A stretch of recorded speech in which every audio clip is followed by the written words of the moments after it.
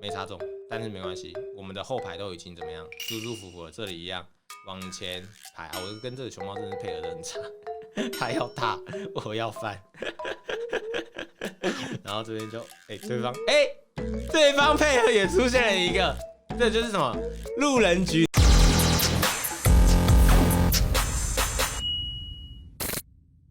Hello， 各位，欢迎收看本期影片。今天呢，要带来的是一个 Counter Pick 目前 T0的辅助，你在排位上可以来去做使用的一支辅助角色哦，就是辅助康辅助。像现在大家已经都说啊，PP 不能放，PP 不能放什么之类的嘛，对不对？但是其实 PP 是有来去打他的方法。我个人觉得最好的方法就是一支。它叫做伯顿，那这场呢，我是跟我的队友双排，然后我先帮他抢了1-0，因为他那时候说什么，我忘记他好像忘记什么，就是他什么好像在看什么挖沟嘛，反正令月基本上这只角色就是基本上就是先抢，先把他拿下来，因为这只角色偏无脑，然后或者是力量之类的，我就把他拿下来这样子。然后呢，我就跟他说，给我一只伯顿，这场我好打，我很好打，我来去。把那只皮皮给做封锁的动作。那伯顿为什么可以来去要怎么说来去封锁对面的皮皮？然后尤其是这时候我看到对方选这种阵容，我更是有自信的跟他说：“给我伯顿，快点！这场我可以把对面卡到烂掉，包大人，好不好？全部连千亿，包鬼，就像那，我就说，马上来看今天的市场环节。”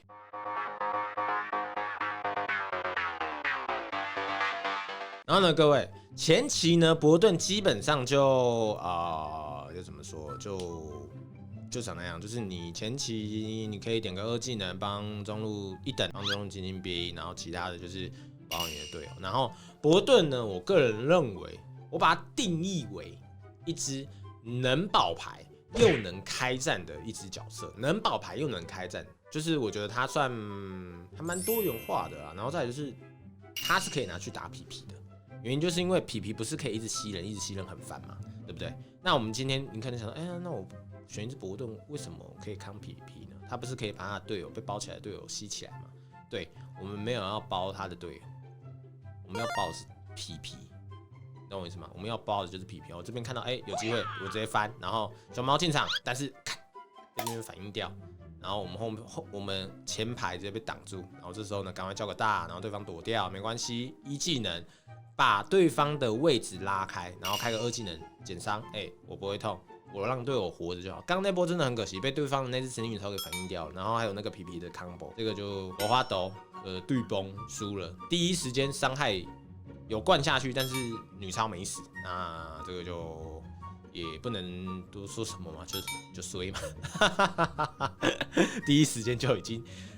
什么伤害都已经灌进去了，所以这个也不能怪谁哦，这个就没办法，就只能说老天没有想要让我们第一波会战赢，反正第一波会战我们掉了2颗人头，然后切记不要永远只会打顺风哦，逆风的时候你也要想到底该怎么办哦，逆风才是最好玩的东西，才是能够学到东西的一个局，不然就是永远就看，不然你们要看顺风，永远都顺风的话，我就一直开那种什么。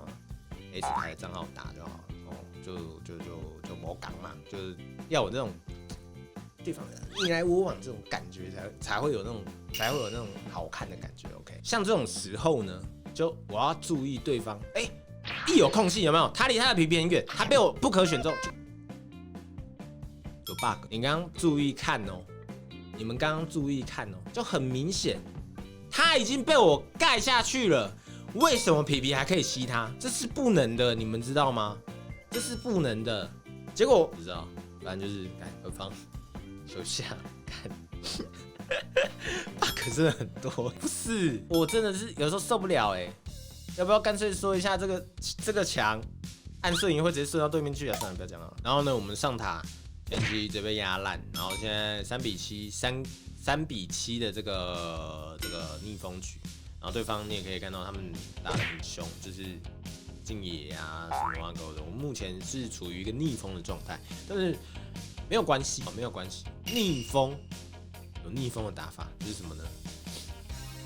疯狂点线，疯狂的把对方进攻的优势给排挤掉。像我这边直接先包皮皮，为什么？然后我这边直接帮队友解。反正你玩辅助就是这样子啊，你能够解线什么的，然后这里一样用那个什么，就是对方的技能空闲的时候来去做这个翻啊什么东西的，不是说伯顿今天不是就是盲目的这样子翻你，而是你要在对方有就是技能双方就是他旁边就有一只皮皮嘛，对不对？那我就要能够让，比如说皮皮要吸他的时候，中间会有一段延迟，我觉得这个时候我就可以翻他的队友，然后或者他离队友如果太远的话，我就直接说翻，就是这样子，就是你可以有很多种做法。OK， 反正伯恩这只角色就不是一只，你要说它简单吗？可以，你可以说它简单，但是问题就是你要能够了解到说你在这个时候你该怎么做。OK， 我这边先翻它，因为我这时候认为这个什么。这一只兔子可以杀，但是我后来发现，看它太大绝了，但没关系，我直接包它，然后包它也顺便就是它一直在那边没特定档，然后队友就过来收头 ，OK， 我们直接成功的把它击杀掉。然后这时候呢，第一个我们刚前面中路不是守得很好嘛，成功守下来了，然后也延迟到我们该有的这个什么，把时间拖到后期，然后刚刚也成功抓住了敌方一个人，就是你要看地图，就是今天如果比如说中路敌人漏头，你要有大局观，你用地图观，敌人在中路漏头，其他路漏头，下面一个人，你今天就算再逆风，好不好？你3个人打他总可以了吧？